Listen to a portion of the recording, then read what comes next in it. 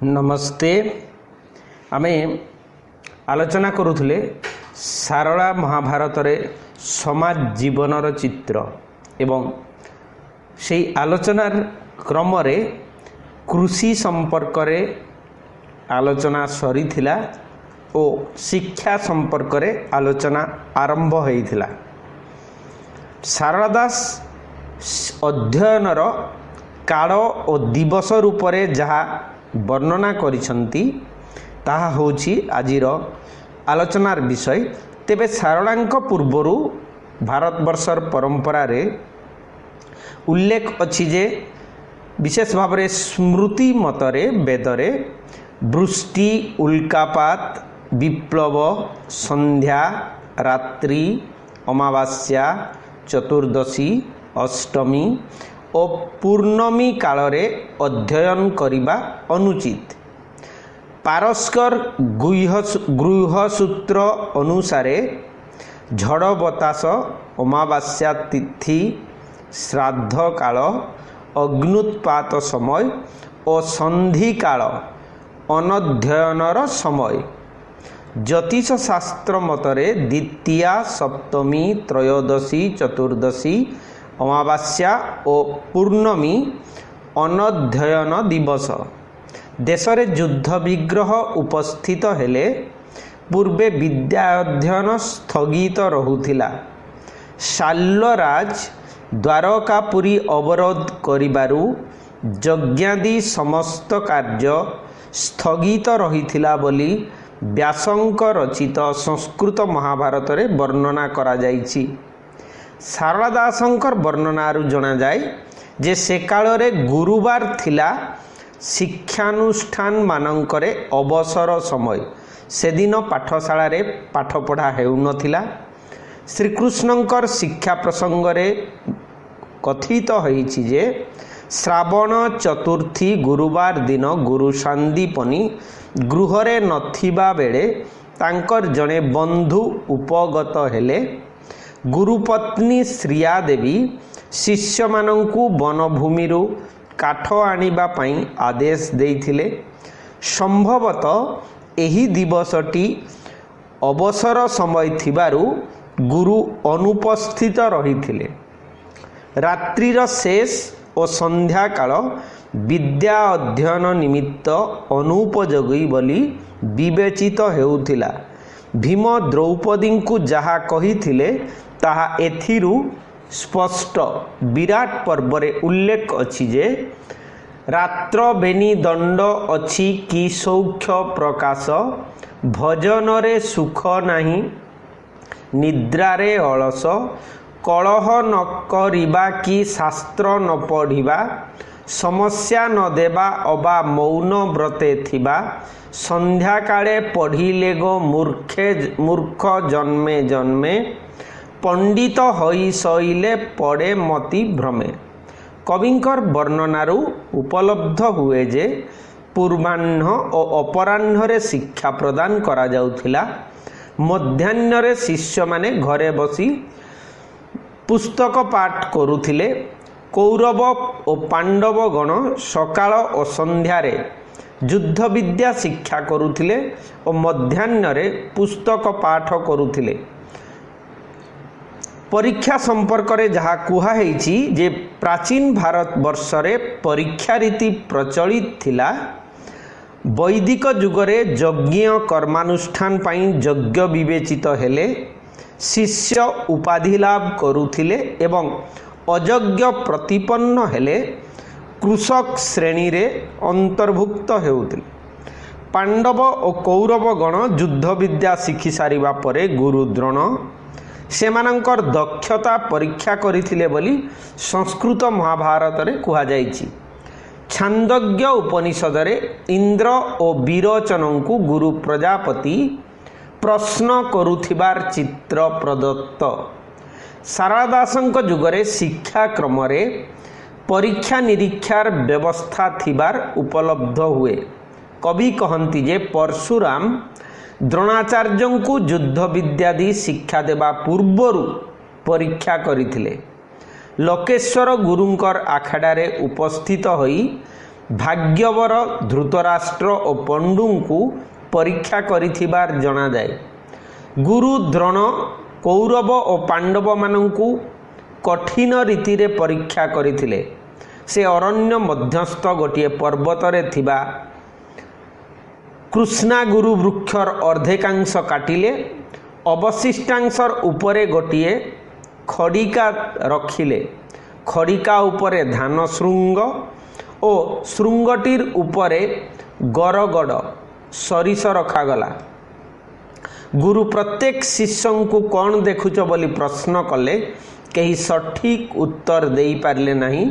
କେବଳ ଅର୍ଜୁନ ସଠିକ୍ ଉତ୍ତର ଦେଲେ ଓ ସରସନ୍ଧାନ କରି ସରିଷକୁ ଦୁଇ ଫାଳ କରିଦେଲେ। ଏଠାରେ ମନେ ରଖିବା ଜରୁରୀ ଯେ ମୂଳ ମହାଭାରତରେ ବର୍ଣ୍ଣିତ ପରୀକ୍ଷାରୁ ଶାରଳା ଦାସଙ୍କର ବର୍ଣ୍ଣିତ ପରୀକ୍ଷାଟି କଠିନତର। ମୂଳ ଲେଖାରେ ଦ୍ରୋଣ ଶିଷ୍ୟମାନଙ୍କୁ ବୃକ୍ଷର ଅଗ୍ରଭାଗରେ ସ୍ଥାପିତ ଗୋଟିଏ କୃତ୍ରିମ ଶୃଗାଳର ମସ୍ତକ ଛେଦନ କରିବା ନିମିତ୍ତ ଶିଷ୍ୟମାନଙ୍କୁ ଆଦେଶ ଦେବାର କଥା ଉଲ୍ଲେଖ ରହିଛି। ତେବେ ପଠିତବ୍ୟ ବିଷୟ ରୂପରେ ସେତେବେଳେ ଯାହା ଥିଲା, ଏମିତିକି ପ୍ରାଚୀନ ଯୁଗରେ ଭାରତୀୟ ଶିକ୍ଷା ବ୍ୟବସ୍ଥାରେ ବହୁବିଧ ବିଷୟରେ ପଠନ ପାଠନ ପ୍ରଚଳିତ ଥିଲା। ମୁଣ୍ଡକ ଉପନିଷଦର ଏକ ବର୍ଣ୍ଣନାରୁ ଉପଲବ୍ଧ ହୁଏ ଯେ ସେ କାଳରେ ବେଦ, କଳ୍ପ ଅର୍ଥାତ୍ ଯଜ୍ଞର ବିଧି, ନିରୁକ୍ତ ଅର୍ଥାତ୍ ବୈଦିକ ଶବ୍ଦ ଓ ବାକ୍ୟର ଅର୍ଥ, ଛନ୍ଦ, ଜ୍ୟୋତିଷ, ଶିକ୍ଷା ଅର୍ଥାତ୍ ବେଦର ସ୍ୱର ଓ ଉଚ୍ଚାରଣ ବିଧି ଅଧିତବ୍ୟ ବିଷୟ ଥିଲା।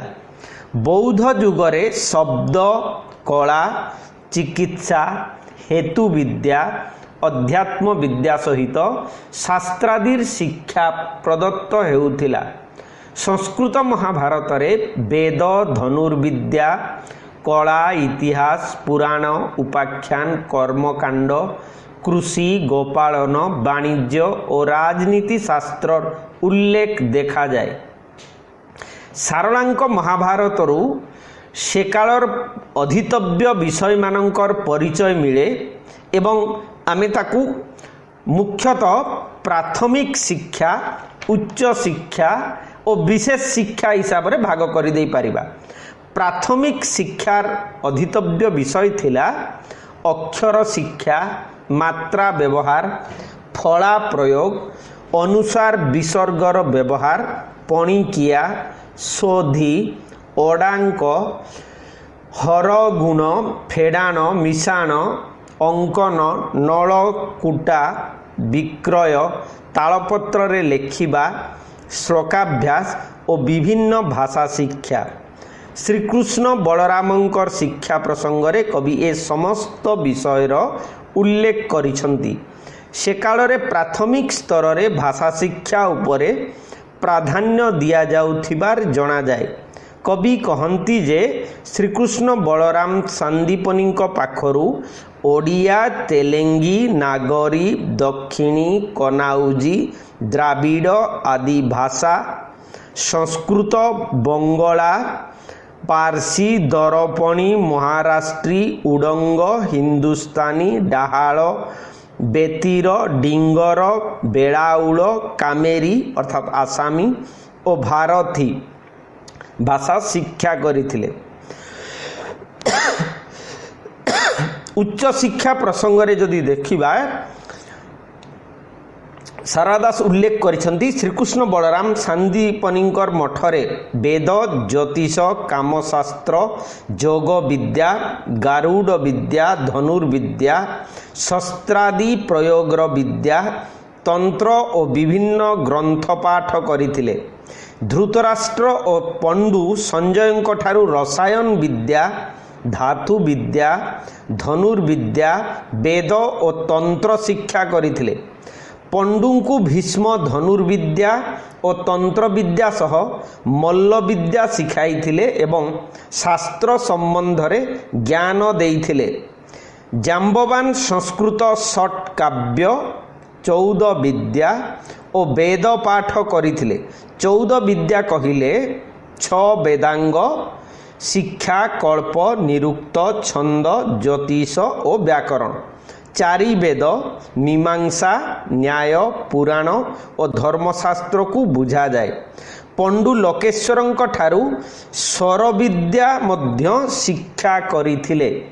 तेबे विशेष शिक्षा हिसाब से जहाँ सारला महाभारत रे उल्लेख रही सेगुड़िक होउची युद्ध विद्या, ज्योतिष विद्या, वेद और कर्मकांड, चित्रांकन, पुराण पाठ, चिकित्सा विद्या, संगीत नृत्य और तंत्र विद्या। एथिमध्यरु केतेक जातिगत विद्या रूपे गृहीत हेउथिबार मध्य जणा जाए। तेबे युद्ध विद्या संपर्क में सारा दास जेमिति उल्लेख करिसंती से समय रे क्षत्रिय माने युद्ध विद्या रे सुशिक्षित हेउथिबार जणा जाए। कवि सर्वत्र राजपुत्र मानकर शिक्षा प्रसंग वर्णना कला बेले युद्ध विद्यार कथा कहिसंती। से कहंती जे धृतराष्ट्र और पंडु वन मध्यस्थ आखड़ा रे धनु, तूण, फला, खंडा, डंबरू, परिघ, कुंत, नाराच, असीपत्र और जाठीर व्यवहार अभ्यास करुथिले। भाग्यवर गुरु पंडु को शस्त्र प्रयोगर मंत्र और बाण प्रयोगर रीति शिखाई थिले। पांडव और कौरव मानंकु भीष्म इंद्रप्रस्थर समीपवर्ती बनरे आखड़ा घर प्रस्तुत करी नानादी शस्त्र विद्या प्रदान करिथिले। द्रोणाचार्य सेमानंकु गदा, कुंत, गुरुज और असी संबंधी ज्ञान दान करिथिले। से मध्य पांडव और कौरव मानंकु धनुर्विद्या, गदा युद्ध और मल्ल विद्या शिखाई थिले। दुर्योधन रैवतक पर्वतस्थ आखड़ारे गदा युद्ध शिक्षा करिथिले। श्रीकृष्ण बलराम 64 बिंधान, धनु, फला, कुंत, कमाण और आड़न आदि विद्या लाभ करिथिले। विराट पुत्र उत्तर कुमार माता सुदेशनांक ठारू अस्त्रशस्त्र ज्ञान प्राप्त होइथिले। सारला जुगरे ओडिशा रे सामरिक शिक्षार विस्तार होइथिला बोली ऐतिहासिक माने कहंती। तेबे अन्य विद्या संपर्क में जो कथा उल्लेख करिसंती सेगुड़िक भितरे वेद और कर्मकांड। सारला दास सर्वत्र ब्राह्मणंकर वेद पाठर कथा उल्लेख करती। विवाहादि कार्य रे ब्राह्मण पौरोहित्य करिबार चित्र से प्रदान करिसंती। एथिरु सूचित हुए जे से कालर ब्राह्मण माने वेद और कर्मकांड को जातिगत विद्या भाव में शिक्षा करुथिले। कवि कहती प्रयाग तीर्थरे द्रोणाचार्य वेद अध्ययन करिथिले।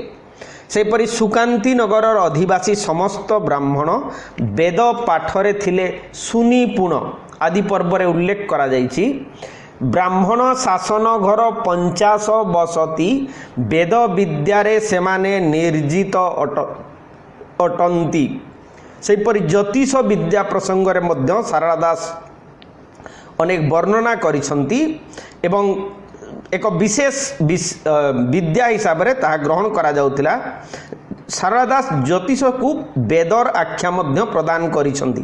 तांकर लेखनीरू एक कथा प्रतिपादित हुए जे सेतेबेले समस्त शुभकर्म और यात्रा काल रे ज्योतिष शास्त्र सम्मत शुभ बेला निर्णय करा जाउथिला। पुत्रटीए जन्म हेले लोके शुभाशुभ विचार करुथिले। शांतनुंक पुत्र जन्म हेबा दृश्यरू यह स्पष्ट प्रमाणित हुए। आदि पर्व रे उल्लेख कराई बिछा मास कृष्ण पक्ष प्रतिपदा दिने रोहिणी नक्षत्र भृगुबार विद्यमाने सिद्धि नामे जग पुणी करण वाणिज्य रात्र 5 घड़ी रे जे उत्पत्ति तनुज पुत्र जन्म हेबा शुणी गणंती महर्षि अमृत जगे ए पुत्र जात हेला आसी। से काल रे युद्ध आरंभर बेड़ा पाई मध्य शुभ लग्न जेमिति देखा जाउथिला। युधिष्ठिर महाभारत युद्ध को निर्गत हेबा पूर्वरु तांकर राशि नक्षत्र विचार करा जाय शुभ समय निरूपण करा जायथिला। वर्णना कराई कवि वर्णना करिसंती एमिति जे राजार पुनर्वसु जे मिथुनर राशि रोहिणी नक्षत्र तार विपरीते बसी पुष्याकु रोहिणी पुणी अटई जे तार युधिष्ठिरंकु शुभ तार जोग से दिनर सेहीपरि राजा मानकर अभिषेक बेड़े मध्य ज्योतिष सम्मत मास तिथि नक्षत्र बार करण और जोगादि निर्णय करा जाउथिला। दुर्योधनकर अभिषेक कालीन चित्रु यह स्पष्ट जेमिति धनुमास शेष दिन पूर्णिमा जे तिथि पुष्या नक्षत्र आबर बार बृहस्पति तैड़िक नामे करण शुभ नामे जोग ककड़ा परे चंद्रमा करुअछि भोग धइले जे अनुकूल शुभ जोग लग्ने गुरु पुष्या जे अमृत जोग एही दिने विद्यार अनुकूल शुभ लग्न रे हेउथिला।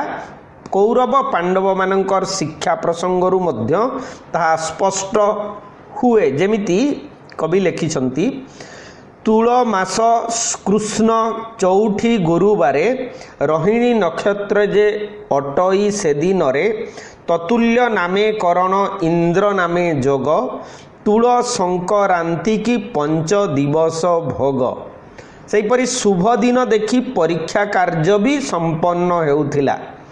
लोकेश्वर गुरु धृतराष्ट्र और पंडु को परीक्षा करिबार चित्ररु मध्य यह प्रमाणित हुए। एमिति कि विदेश गमन कले शुभ लग्न देखि जाउथिले अर्जुनंकर वनवास प्रसंगरु यह प्रतिपादित हुए। सेहीपरि जागशालार प्रतिष्ठा मध्य शुभ लग्न रे होउथिला। द्रुपद राजांकर यज्ञ वर्णनारु यह स्पष्ट हुए। गृह प्रवेश मध्य दिन बार और करणादि देखि करा जाउथिला। पांडव मानकर जतुगृह प्रवेश वर्णनारु ताहा प्रतिपादित हुए। मंदिर गठन भी शुभ दिन रे होउथिला एवं जगन्नाथ मंदिर निर्माण वर्णना पाठ कले ताहा अवधारित हुए। सेहीपरि आमे सारला दासंकर महाभारत रे ज्योतिष शास्त्र रे विश्वास जो फलाफल कथा मध्य अधिकतर विश्वास करिसंदी बोली तांकर वर्णनारु जानि परिबा। जेमिति गणक हरिसाहू को कहिथिला जे सुहानी भाग्यवती हेब किंतु विवाह काल रे मृत्युवरण करिवो स्वर्गारोहण पर्व रे। कविंकर भाषा रे जे सुहानी कन्यार विवाह युधिष्ठिरंक सह हेला एवं बर कन्यांकर हस्तगंठी पड़िबा बेले जमंकर दूत माने ताहार प्राण नेबा पई उपगत हेले। धृतराष्ट्र गांधारींकर राशि नक्षत्र कृत्तिका वृष थिला। समान राशि नक्षत्र जोगु उभयंकर मिलन शुभंकर हेब बोली व्यासदेव निर्णय करिथिले आदि पर्व जहाँ वर्णना कराई। वास्तव पक्षरे यह सत्य होइथिला बोली सारला दास दर्शाई। धृतराष्ट्र और गांधारी जीवन में बहु सौभाग्य भोग करथिले। शेषरे उभय एका समय रे वनाग्नि रे दग्ध होई निहत होइथिले जहाँ आश्रमिक पर्व रे उल्लेख करा जाइछि। तेबे गांधारी वैधव्य भोगी नाहंती कि धृतराष्ट्र पत्नी कष्ट मध्य पाई नाहंती। सेहीपरि तंत्र विद्या प्रसंग रे मध्य सारला दास उल्लेख करिसंती एवं से तंत्र प्रसंग रे जदि देखिबा जे पंचदश शताब्दी रे मध्य उत्कल रे तंत्र विद्या प्राधान्य लाभ करिथिला। जदिओ ए तंत्र विद्या बहु प्राचीन भारतीय संस्कृति रे एमिति बौद्ध धर्म समय रे मध्य शक्ति पूजा एवं तंत्र प्रभाव थिला जानिचे। तेबे तांत्रिकतार इंद्रजाल बा कुहुक विद्या थिबा कथा जहाको इंद्रजाल विद्या आख्या दिया जाए। उल्लुक विद्या ही होची कुहुक विद्या। सारलांकर वर्णना रे बहु स्थान रे ए उल्लुक विद्यार कथा कुआ जाइछि। से कहिसंती हारावती कन्या एही विद्या बलरे लोकंकु अदृश्य करि देई पारुथिले।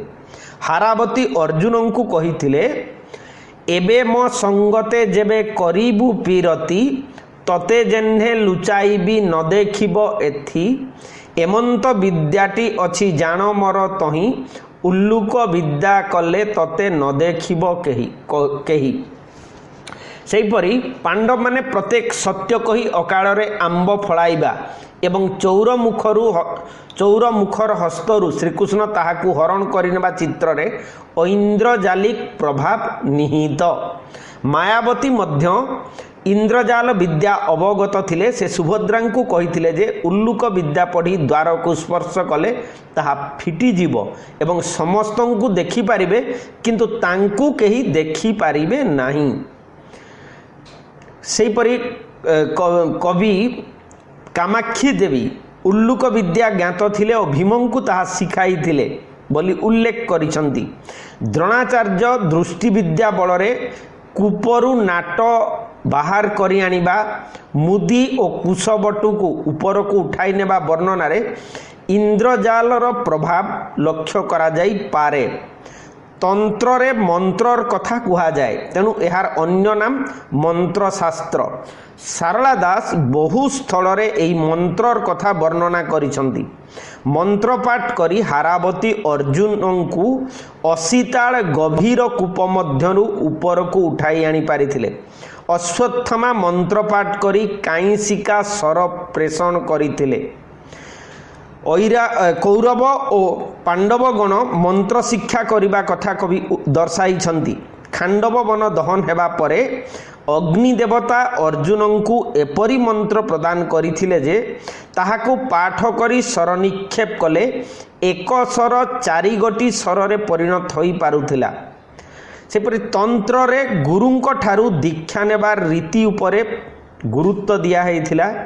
सारला दासंकर वर्णना रे गुरुंक ठारू दीक्षा नेबार कथा कुहाइछि।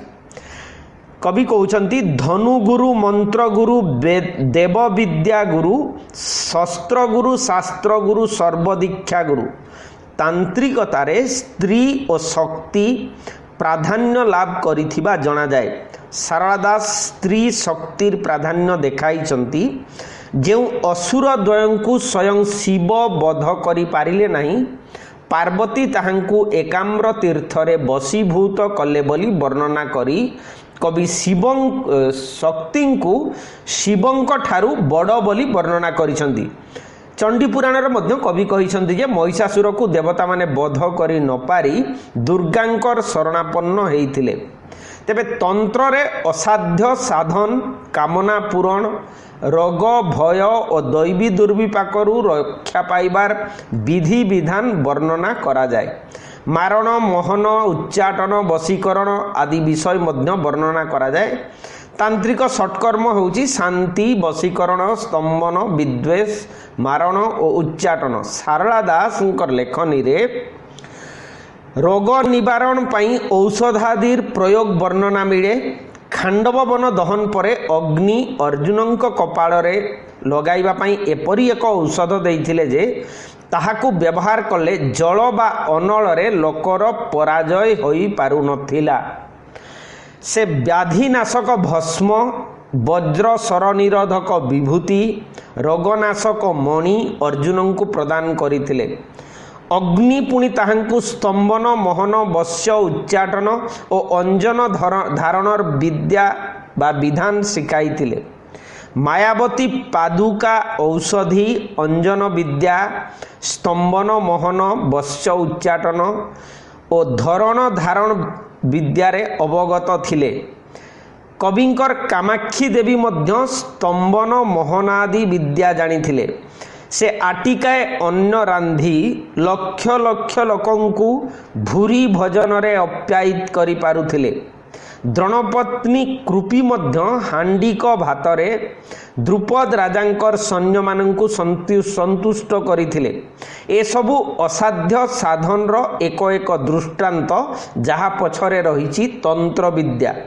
सारला दास वर्णना करिसंती जे राधिकांक गृह को जिबा बेले श्रीकृष्णंकर मथा फाटी रुधिर निर्गत हैला। ब्रह्मा कटाक्ष मंत्र रे फुंकी ताहा झाड़ी बारू से आश्वस्त हेले। ब्रह्मा जो अंजन देइथिले ताहा लगाई बारू तांकु अंधार घर भी आलोकमय देखा गला। पुणी ब्रह्मा देइथिबा धूली पकाई गोपालगण निद्राविभूत होई पड़िले बोली कवि उल्लेख करिसंदी। तेणु तंत्र मंत्र द्वारा अनेक असाध्य साधन और रोग दूरीकरण हेउथिबार कथा आमे देखिबाकू पाइबा। सेहीपरि सारदा दासंकर वर्णना रे नृत्य और संगीत विद्यार मध्य अनेक व्यवहार करा जाइछि बा ए शिक्षा मध्य प्रचलन थिला बोली आमे कहि परिबा। जदियो एहा एक विशेष अध्ययन योग्य विषय पुरुष तथा नारी नृत्य और संगीत शिक्षा करुथिबार कथा कविंकर वर्णनारू स्पष्ट हुए। हारावती कन्या कामाक्षी देवी आगरे नृत्य करने कथारू जना जाए जे से नृत्य विद्या शिक्षा करथिले। वन पर्व रे तार उल्लेख कराई। सेहीपरि युधिष्ठिर इंद्र पदवी रे अधिष्ठित हेला बेले तांको आगरे अप्सरी गण नृत्य करथिले। द्रौपदी विवाह चंद्रावती परिणय और उत्तरा विवाह काल रे गणिका माने नृत्य गीत परिवेषण करुथिले। द्रौपदी और भानुमती स्वयंवर सभा को गला बेले तांको आगरे नृत्यशिला रमणीगण नृत्य करी चलीथिले। राजा भूमन्यु निजर कन्या भानुमती संगरे नृत्य विद्या विशारदा नारी प्रेरण करथिले। कपिला गाईर बध परे जेउ यज्ञ हैला सेथिरे नारद और अप्सरी माने नृत्य करथिले जा आदि पर्व रे उल्लेख रहीछि। यज्ञ परे अर्जुनंकर अभिषेक हेला बेले गणिका नृत्य प्रदर्शन करथिले। सेहीपरि श्रीकृष्ण पुष्याभिषेक प्रसंग रे गणिका मानकर नृत्य गीतर वर्णना मध्य कवि प्रदान करिसंती। त्रिपुरासुर वध हेबा परे देवता मानक सह स्वयं शिव नृत्य करथिले। वन पर्व रे ताहा उल्लेख कराइछि। नहुशंक आगरे ऋषिगण नृत्यरत थिले बोली कवि कहिसंती। सेहीपरि चंद्रावतींकर विवाह काल रे नारद नृत्य करथिले बोली मध्य सारदा दास उल्लेख करिसंती। तेणु कवि संगीत आदि गंधर्व विद्या को वेद बोली मध्य आख्या देइसंती। सेहीपरि चित्रांकन विद्या प्रसंग रे मध्य यदि आमे देखिबा जे सारलांकर समय रे यहाकू एक विशेष विद्या रूपे ग्रहण करा जाउथिला। कवि लेखिछंती नारद दुर्योधनकर कन्या चंद्रावती को श्रीकृष्णंकर पुत्र साम्यंकर चित्रपट देखाइथिले। ताहाकू देखि चंद्रावती साम्यंक प्रति आकृष्ट हेले। दुर्वासा ऋषि त्रिपुर मोहिनी को कार्तिक कुमारंकर चित्रपट नारद प्रद्युम्नंकर चित्रपट प्रदर्शन करथिले। से काल रे लोके गृहर कांथ मानकरे सुंदर चित्र भी अंकन करुथिले। राजा शांतनु काम बाण रे अधीर होई चित्र लिखन पितुला को कल करिबा वर्णनारू एहा प्रतिपादित हुए। दुर्योधन जो प्रस्तर गृह निर्माण कराइथिले ताहार कांथरे पितुला मान अंकित हेइथिला। सेहीपरि चिकित्सा विद्या बाबद रे मध्य जदि देखिबा सारदा दास एहार प्रसंग ए चिकित्सा विद्या उपरे उल्लेख करिसंती। जेमिति कवि हाकू चिकित्सा विद्या को भी वेद बोली कहिसंती। से कहिसंती जे शिव तांकर पंचमुख रे आयु ज्योति धनु शिशु और गंधर्व वेद पाठ करती।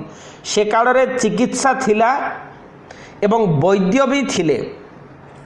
सारदा दास वर्णना करिसंती जे कीचकंक लागि वैद्य डकाई औषधर व्यवस्था करिबा पई मुदुसुली को सुदेशना आदेश प्रदान करिथिले। चित्रांगदंकर प्रसंग रे मध्य वैद्य और औषधर उल्लेख कवि करिसंती। एतद भिन्न सारदा दास औषधीर कथा कहिसंती। से लेखिसंती जे अश्विनी कुमार हनुमान को औषधीर शिक्षा प्रदान करिथिले। श्रीकृष्ण मध्य महौषधि विषय शांतिपनी ठारू शिक्षा करथिले। धृतराष्ट्र संजय ठारू रसायन विद्या लाभ करथिले। धृतराष्ट्र जो संजय ठारू जो रसायन विद्या लाभ करथिले। एहा छड़ा गोपान्यपुर राजा कर्णकेशरी को तांकर स्त्री करजुग नामक पिशाचुणी ठारू औषध आनी देइथिले। तेबे सारला महाभारत रे बहु स्थान रे गुटिका शब्दर प्रयोग हेइछि। गुटिका शब्दर अर्थ बटिका और गुड़ा बोली आलोचक माने कहंती। एथिरु चिकित्सा विद्या थिबार सूचना मिलुछि। कवि कहती धृतराष्ट्र गुटिका विषय अवगत थिले। अग्नि अर्जुन को गुटिकार विधान बुझाई थिले। सहदेव गोटिक विद्या अवगत थिले बोली मध्य उल्लेख रही। सेहीपरि गणित विद्या प्रसंग रे मध्य जदि देखिबा पंचदश शताब्दी रे गणित विद्या मध्य एक विशेष विद्या रूप रे शिक्षा प्रदान करा जाउथिला। स्वयंवर सभा को गमन कला बेले द्रौपदी तांकर मुदुसुली को कोटी सागर अक्षौहिणी काहाकू कहती बोली पचारिबारु मुदुसुली संख्या गणना कथा विस्तारित भावरे बुझाइथिले। एथिरु जणा जाय जे मुदुसुली केसिनी गणित विद्यारे विशेष ज्ञान लाभ करिथिला। पुनश्च कवि विराट पर्व रे गाई मानकर संख्या किपरि गणना करिबाकू हुए ताहा बुझाइछंती। अनेक स्थल रे सारला दास जमी मापर विधान मध्य प्रदान करिछंती। वन पर्व रे उल्लेख रही जे राजा ऋतुपर्ण संख्या बा गणित विद्यारे पारदर्शी थिले। से विदर्भ नगर को दमयंतींकर स्वयंवर सभा को गमन करुथुआ बेले गोटिए बाहाडा वृक्षर फल और पत्र सहजरे गणी देइथिले। सेहीपरि शास्त्र पुराण प्रसंग रे मध्य कवि उल्लेख करिछंती।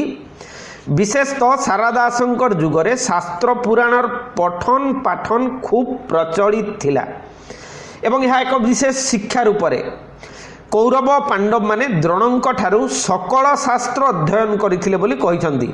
कवि याको अवश्य सहस्र विद्या नाम देइछंती।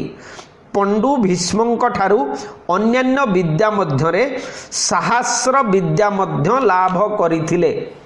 कवि कहती जे पुराण शास्त्र श्रवण कले लोक बधिर हो जाए। शास्त्रादि निंदा पुराण शास्त्र श्रवण न कले बधिर हो जाए। शास्त्रादि निंदा कले दुख लाभ हुए बोली से काल रे लोक विश्वास थिला। जमदेवता हरि साहू को एवं भीष्म युधिष्ठिर को पुराण श्रवण करिबा निमित्त उपदेश प्रदान करिथिले। सारदासंकर महाभारत रे एई पुराण श्रवण प्रसंग रे उल्लेख कराइछि। से कहउचंती अष्टादश पुराण जे शास्त्र ही प्रत्यक्ष। रामायण चंडी युद्ध अटे 5 लक्ष। श्री विष्णु पुराण पुणी मार्कंड पुराण गायत्री शिव पुराण नारद पुराण बामन बराह आदि कल पुराण नृसिंह मत्स्य बौद्ध कल किजे पुण द्रोण पर्व रे कवि यह उल्लेख करिसंती।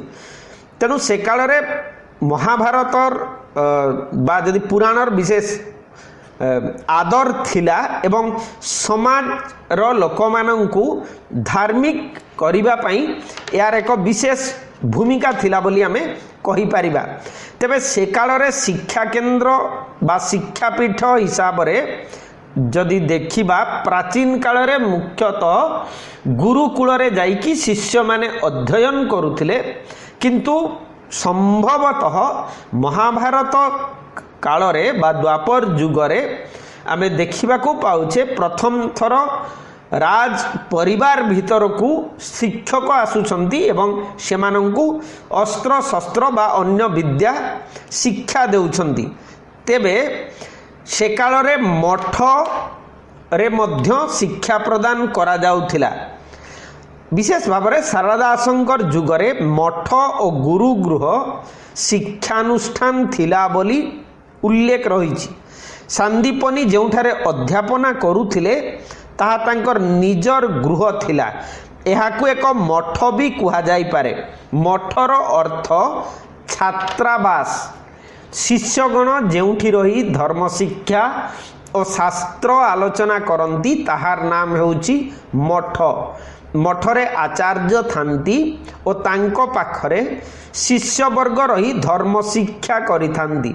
एई दृष्टिरु सांदीपनीकर शिक्षानुष्ठान को मठ आख्या दिया जाई पारे, कारण एठारे शिष्यगण रही विद्या शिक्षा करुथिले। सारला महाभारत रे एहाकु मठ आख्या दिया जाइछि। एतद् भिन्न प्राची नदी दक्षिण प्राची कूल रे गोटे मठ थिबा कवि उल्लेख करिसंती। कवि निजे तेंतुड़िया पदा ग्राम निकटस्थ मुनि गोसाई मठरे बास करी शेष जीवन अतिबाहित करिथिबार मध्य उल्लेख रहिछि। सेपरि पाठशाला और चाटशाड़ी कथा मध्य सारला दास उल्लेख करिसंती।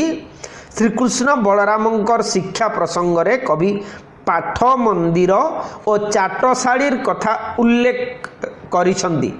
सेपरि धनी लोकंकर गृह रे मध्य ए सबु जिनस थिला। विशेष भाव रे धनाढ्य व्यक्ति माने से जुगरे निज गृह रे गुरु को रखी अपनार पुत्र और भातृपुत्र मानंकु शिक्षा देउथिले। सारला दासंकर वर्णनारू यह स्पष्ट हुए जे लोकेश्वर गुरु भीष्मंकर आदेश रे धृतराष्ट्र और पंडु को विद्या शिक्षा देउथिले। तेबे एतद् भिन्न आखड़ा सारला दासंक जुगरे आखड़ा मध्य युद्ध विद्या शिक्षार एक केंद्र थिला। एमिति कि तीर्थ स्थान मध्य विद्या अध्ययनर एक केंद्र हिसाब रे ग्रहण करा जाए। जदियो तार तात्विक व्याख्या अनेक रकम कथा आसीब जोठी आमे सतीर्थ बोली सहोध्यायी मानंकु कहू। सेहीपरि छात्र संख्यार मध्य निर्दिष्ट थिला।